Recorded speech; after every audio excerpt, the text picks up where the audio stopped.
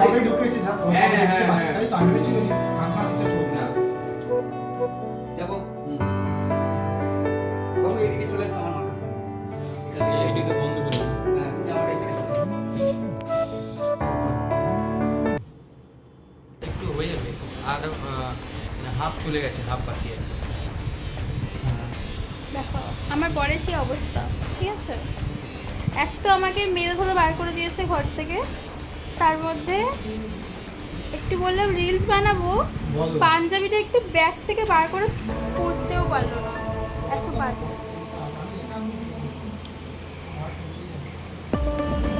একটা নতুন প্রজেক্ট আসছে, সবারই ভালো লাগবে প্রজেক্টটা।